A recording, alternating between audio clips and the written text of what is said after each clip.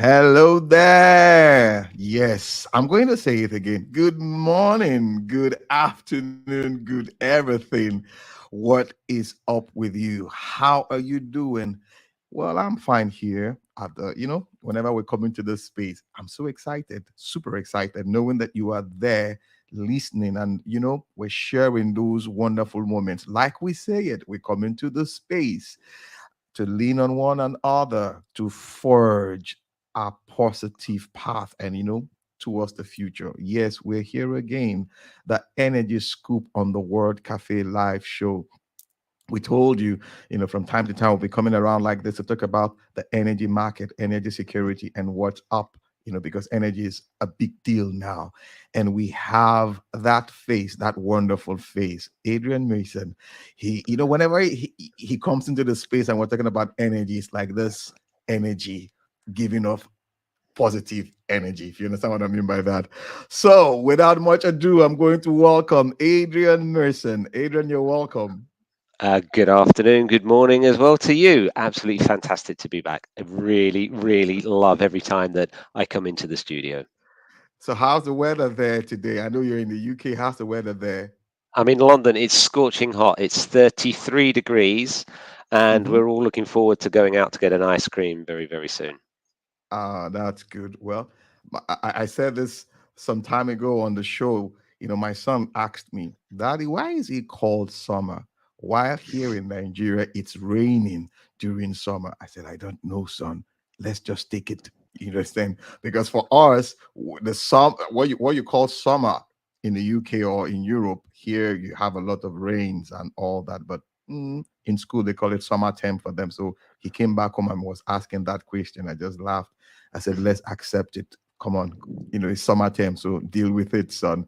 Yes, Davos just ended, the World Economic Forum, and so much, so much was said in that affected so many things. But the energy market was one place that would I say the policymakers just packed everything. They just stopped there and they kept talking and kept talking. So tell us, I mean, what were the fallout from Davos in terms of energy now?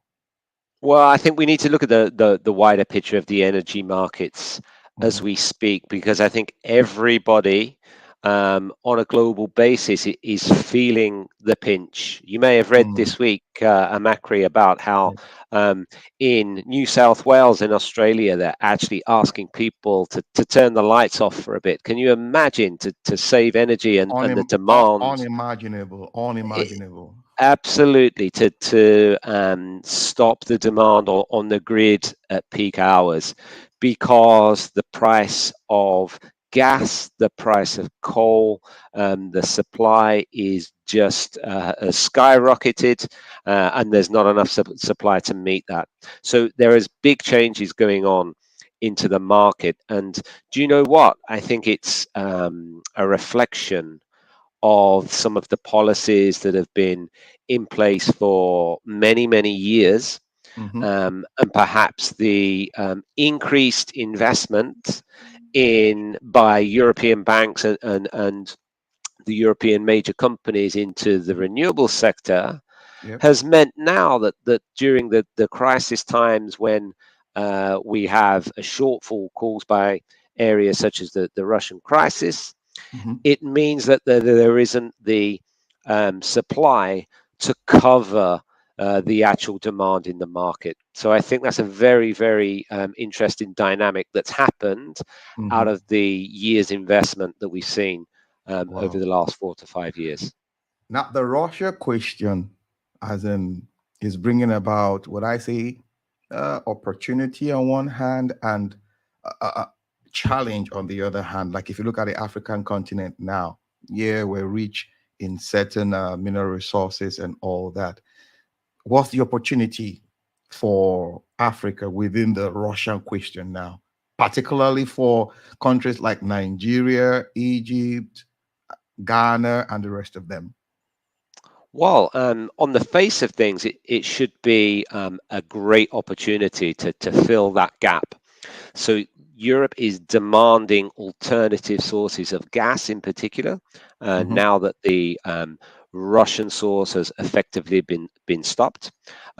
It's also looking for security, so long-term supply Mm-hmm. contracts. But the difficulty really is being able to take the obvious reserves and bounty that is rich in Mm-hmm. countries like Egypt, Nigeria, Ghana, etc., and translate that into production of gas that can be used both domestically and, more importantly, exported. So there will be a challenge in realizing that, simply due to the current levels of investment required to Mm-hmm. get those countries producing and exporting what's required. Now, from what you're saying now, is there no, from the policymakers and the experts, so to say now, is there no short term? Do we no short term? We know long term. Yes, we know how the long term things can be done, but in the interim, short term wise, no plan whatsoever, like to mitigate this challenge from Africa. Covering this gap now. Well, again, you need to think about the economics behind the situation. If it's feasible for countries such as Algeria, who's the biggest exporter of gas in Africa, and also Nigeria, Mm-hmm. to actually get that gas to where it is sold at the highest price, then it makes economic sense for countries to do that. Okay, and then they can divert those funds to increase supply to cover those short-term supply issues that we've talked about. Yeah. Realistically, there needs to be a much larger investment coming Mm-hmm. from the European banks and the European major companies to develop oil and gas projects, to ensure in the short to medium term that the supply is realized. And finally, those countries rich in oil and gas will be able to reap those rewards. Whoa. Amazing. This is we have a, should I say, the last time we came on the I mean, you were on the show when we talked about the future. What was the future going to look like? You said we should get ready for the unexpected, just get ready. Now, there's this report I saw about the oil and gas projects. I mean, looking at globally, $3.5 trillion, within the oil and gas. And we have something like $265 billion coming to Africa, and Nigeria plays a very major role. But the other day, I think from Davos, the Minister of Finance, when I say she was crying, more or less, like, we're in a very dire state from what she said. I mean, gave out.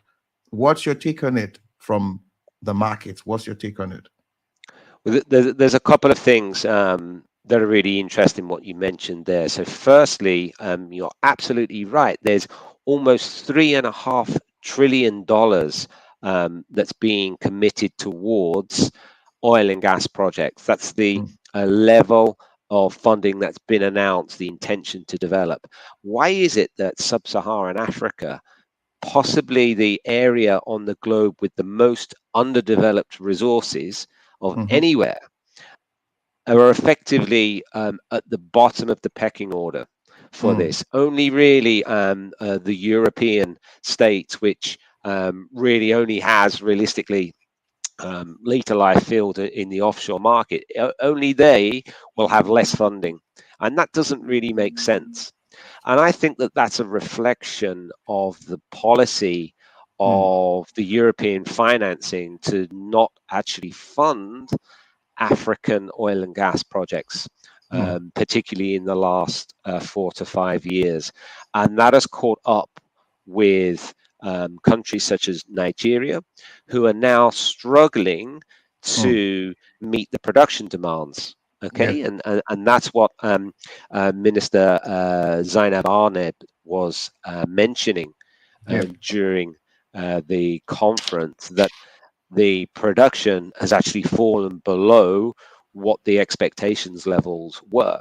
Now, she has tried to deflect this and say that there's obviously losses due to pipeline vandalism or theft from crude oil, and we mm. understand that that is an issue. But the reality is that there is has been a lack of investment in infrastructure over the recent past that has allowed this situation to occur. Um, So from what you're saying now, yes, on one hand we have a security issue, but majorly the investors have not, should I say, pushing much funds into infrastructure and developing new technologies and all that. Correct me if I'm wrong. Correct. So think about it. For gas projects, there's lots of things that need to happen for it to actually get to market. It's not just Mhm. the production. You need to store and transport this. You maybe will need a pipeline to transport, or a liquefaction facility to turn it to LNG. You need shipping to take it Mm. away. There's lots of other arms to the octopus to make this actually work for Yeah. countries, not just necessarily production as well. And without that overall and consistent thinking behind Mm. that, then unfortunately we're again in a situation where Africa has not reached its potential in any of those markets. I'm going to read out what she said, as in Zainab Ahmed now from the Minister of Finance from Nigeria. I'm going to read out the excerpt from her statement at Davos that the country's production is so low that it is barely able to cover the cost of imported petrol. That's PMS. She went on to say that Nigeria's production would emerge, which I mean would average 1.6 million barrels per day this year, up from around 1.5 trillion BPD as in the first quarter. The government had budgeted 1.8 million BPD of production. She went on to say that crude theft, vandalism, and all that affected this. So Nigeria has lost estimated 4.5 billion US dollars in 2020 due to pipeline vandalism. Can you? I'm just wondering, can we put this in perspective? In, Well, it's incredible. It's incredible. Again, the suffering of the local community and the energy poverty that is seen, not just in mm, Nigeria, is yeah. directly down to situations such as this. That $4.5 billion, which Hmm. is an incredible sum, Yeah. could have been utilized in progressing projects, into ensuring that the local talent and the local um, organizations Mm, are able to continue continuous production on their mm, facilities. But unfortunately, again, with losses in such a size, it makes the larger organizations, the Totals, the Shells, and Chevrons hmm. of this world, it Yeah. makes them reluctant to put more money into projects in that part of the world.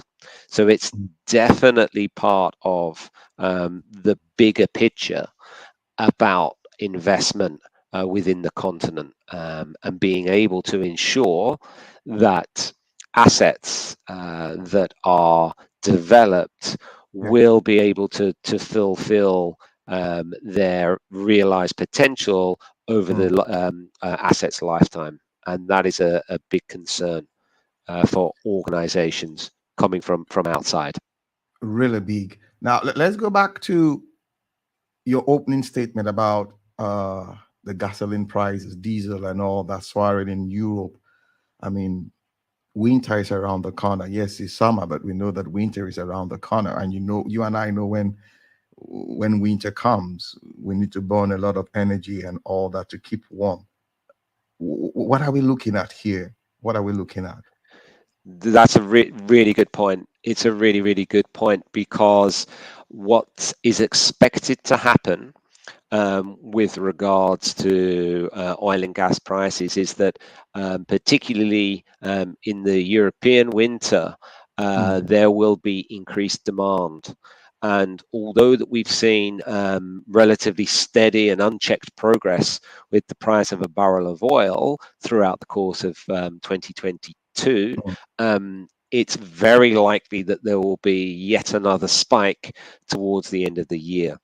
And I know that one of the largest banks, one of the investors, JP Morgan, have Yeah. expressed an opinion that it will be pushing $175 per What barrel. when I saw that line that JP Morgan, says $175 per barrel, year end, as in we don't even see it dropping. So Mm. the question now is, what is the implication for the commodity market based on this? What are we looking at? Sure. So, with respect to filling up one's car with gasoline or diesel, I mean, you must realize that the actual price of the oil is only just over half of Mm, probably the cost of what you're putting into your tank. There's also the refining costs. There's also what the government decide to take on that, and of course, the guy in the retail shop has to make some profit on that as well. mm, Um, Again, one of the issues is that because demand is high, because oil is high, and inflation is certainly creeping up all over the world, there mm, seems to be a strong reluctance to keep in check any of these price rises at the pump. And unfortunately, I don't see any realistic large change downward in the price of fuel. And again, that is a difficulty and a problem that's going to probably realize itself towards the end of the year when it comes to the winter time. so more or less, where we should be, should I say, getting ready for some, would I say, disturbances now within certain regions of the world with respect to this increase in the per barrel price of oil.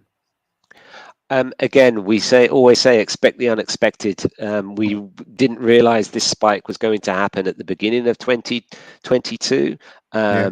but the predictions at the moment, we will expect a continual rise, and it could be a lot higher than it is now come Mm. the end of the year. So I think we've got a very, very interesting 6 months ahead of us, to say the least. So more now we should be rethinking so many of our processes in terms of government, in terms of daily living and all that, bringing about this adjustment, mind adjustment, body adjustment to fit into what is about to happen. Correct? Oh, absolutely, absolutely, and remember there are alternative sources of energy as well Hmm. that need to be explored. Again, it doesn't mean to say that you are simply held to using oil products within, for instance, Nigeria, just because it forms 85% of the power mix. Mm. Renewable energy is an alternative. Certainly, solar and wind projects could be active to increase and level out some of that demand. So it may well be that there comes from the government Mm. in each of these nations a different approach to Okay. their overall energy security. Now, but the alternative energy we're talking about, alternative energy power supply, it is not like something that you go and pick from off the shelf and just get it into action. It takes time, and good number of nations in Africa are yet to even begin, as in the process of thinking and to push this technologies and all that compared to Europe.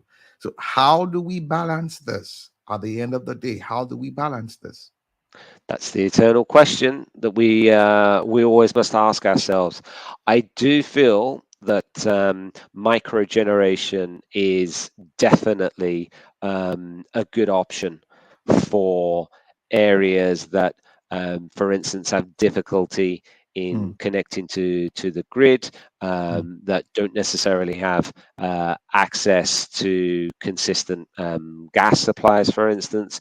yeah, Certainly, microgeneration using solar or biomass can definitely help the situation. But again, it's about getting the right investment, and people seeing a consistent return on this will allow indeed. people to develop these smaller decentralized projects. You know, the other day, who was I talking with? And I think it was my wife. We were talking, and I was pointing to certain things, like you said, micro projects, you know, decentralizing the grid. But you need to look at the long term at the end of the day in terms of investment. Okay, if I go to the bank, I get this amount of money and I get this project going. When will I, you know, repay my loan and they make a return on my investment? But at the end of the day, it is a good deal. You know, like a local community that you have, say maybe 1,000 or 2,000 or 5,000 people are living there and businesses are going on. And one thing you and I know that makes any form of business thrive and go and grow as power, energy. It's like it attracts businesses to that. But that singular question is, when will I receive my investment? And just like you're saying, I think it's time we all rethink the process. The greed is good, but excuse me, the greed is it's becoming overburdened, so to say. So you need to look at those fragments in bit sizes in handling this. And I think the policymakers need to look inwards because somebody somewhere is making a good amount of money this period. You know, somebody somewhere, you know, when you look at the 1% or the 2%, but come to look at what is happening to the general as in public. And you and I know that when things become unbalanced, there's always this tilt to create that balance. And many a times when this tilt begins to happen, we have some people at the other end who feels the pain, you know. Now Australia, Sydney, they should turn off their lights. I'm just thinking, are we going backwards or we're going forward? Let's throw more Uh, light on that. I, to be honest, as a child in Britain in the 70s, I remember power cuts. As a Okay. child, it happened, you know. Mm, mhm. But nowadays, can you imagine the generation thinking that they won't be able to put their Mhm. Xbox on or the TV wouldn't work? It's just unthinkable It's unthinkable. these days. I have a suspicion that the announcements were there to. No, I won't go so far as to say tongue in cheek, but it's there to prepare The the minds. population and the minds and the masses to think about conservation of Okay. energy, to think Mm, about energy efficiency, and to not use uh, energy or electricity wastefully. So I think that's a good rule for everybody, to be honest, to think about what ways they can be efficient in their use moving forward. beautiful. Guys, we've been talking with Adrian Mason. Yes, on the World Cafe Live show. You know that beat Energy Scoop. And clearly you would see that the summary of everything we've been talking about is efficiency. We need to rethink our processes, how, you know, we've been managing our processes with respect to energy across the globe. So we need to think of conservation and all that. So it's not business as usual. Yes, it's not as if we're going to paint a picture of gloom down the line, but clearly we need to rethink our processes if we must handle the challenges coming our way in, with regards to the future. And that is what we've been talking about. And I mean, I want to say a very big thank you to Adrian. I know he's very busy this season, so we had to steal this time to do this. And I want to say a very big thank you. So before I let you go, Adrian, what should we? I know the last time I asked you this question, you Mhm. answered it unexpected. What should we be expecting now? No, it's a good question. If I had a crystal ball, I would be a billionaire. But Mm, again, again, I think we need to be calm. There will be turbulence in the markets. There will be price rises for sure in mhm. the oil and gas and fuel and energy sector, but it will calm down. Trust me, it will not be like this forever. And there is continued investment and input into technologies for new energy sources, renewables, Mm. and hopefully investment as well for Africa and all of those countries that we discussed about today. So keep calm and be energy conscious. Beautiful. Keep calm and be energy conscious. I like that line. So, in all the noise, in all the whatever cacophony, we're just going up there. Remember what he said. Keep calm and be energy efficient conscious.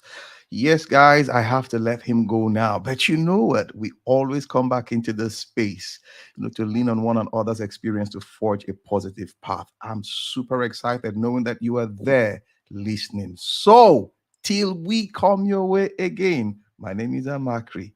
Amakri is away. Bye for now. Bye bye.